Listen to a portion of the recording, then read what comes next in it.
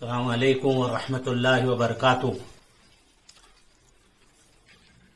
मैं दिलौर भाई बालिंगा जिला कोल्हापुर के तमाम मुसलमानों से एक अजीजाना दरख्वास्त कर रहा हूं।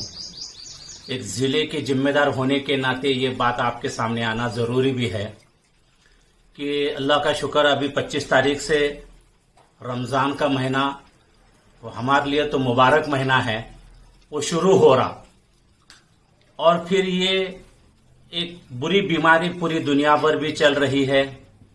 अब उसके हिसाब से अगर देखा जाए तो हुकूमत वालों ने, प्रशासन ने, अपने कोल्हापुर जिले के पुलिस वालों ने भी, और अपने शहर और जिम्मेदार हमारे मुस्लिम बोर्डिंग के और तमाम उलमा हजरात भी, और इस बात की यानी कोशिश हो रही है कि जो हुकूमत की तरफ से जो कुछ नियम आए हैं उसको हमको भी करना है, वैसे रहना भी है। रही दूसरी बात, अभी ये रमजान का महीना, फिर हम लोगों की आदत है तरावी की और मस्जिदों में जाने की, लेकिन इस वक्त इसको शरीयत भी मना कर रही, उलमा की तरफ से भी पाबंदियां लग रही, जिम्मेदार भी। और अपने इस मुल्क में रहते हैं तो मुल्क के हुक्मरानों की बात भी मानना जरूरी है।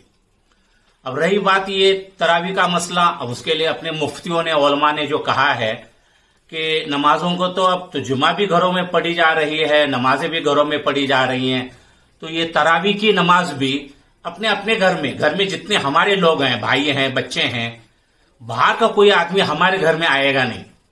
और अल्लाह ने एक मौका अच्छा दिया है कि घर के हम लोग जमात से 2 हैं, 3 हैं, 4 हैं, नमाज पढ़ रहे हैं, तो हमारी माँ बहनें भी हमारे पीछे खड़े होकर तरावी पढ़ सकती। रही दूसरा मसला रहा ये कि इफ्तार, अब इफ्तारी की तो आदत लगी हुई है मस्जिदों के, वहां माशाअल्लाह फुल मजमा भरता है, लेकिन अब तो इफ्तारी भी हमारी माँ बहनों के साथ अपने घरों में, अपने बच्चों के साथ में, इफ्तारी भी हमारे घरों में, सहरी भी हमारे घरों में, और पूरा ये लॉकडाउन खत्म होने तक हम अपने घरों में अभी तक तो बैठे हैं, लेकिन ये रमजान का एक बहाना बनाकर हम रोड पर घूमना फिरना, अब खरीदी तो कुछ भी नहीं। अब अल्लाह का शुक्र है कि एक मौका ये अच्छा है, घरों में रहकर तालीम है। फिर अपने हजरत के तरफ से वो एक सूरे नूह पढ़ने के मुतालिक भी बात आई है, इज्तिमाई दुआ भी करो, सूरे नूह भी पढ़ो। अपने हाफिज साहब भी इस बात को बोल रहे हैं।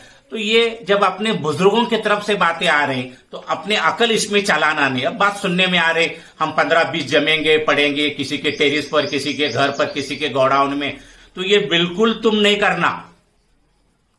और समझो अगर तुमने कर लिया और पुलिसों के ध्यान में आ गया और पकड़ लिए तो केसेस भी होगी और फिर बदनामी भी।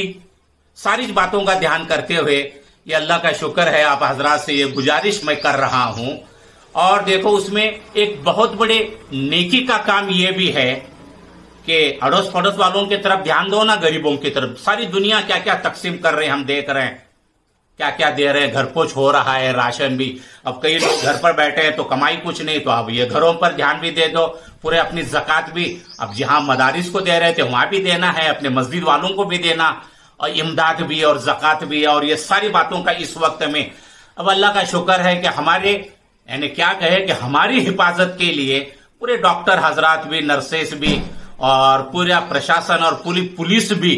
अब देखो वो बेचारे अपनी जान खतरे में डालकर, सुनने में आया कि वहां कई यानी वो पेपर वार्तार वालों को जो हो गया, ये बीमारी लग गई, अब बेचारों की जान खतरे में है, लेकिन हमारी कोशिश के लिए वो बेचारे घूम रहे हैं, फिर रहे हैं और ध्यान दे रहे हैं। तो हमारा काम भी है कि इंशाअल्लाह जो है इनका साथ दे दें, और हमारे दुआ में भी इनके शिफा के लिए, तंदुरुस्ती के लिए, और सारे आलम के इंसानों के लिए, सारा आलम का जो से भी मजहब के लोग हैं, वो अल्लाह का आयाल है, उनके लिए भी दुआएं करना है।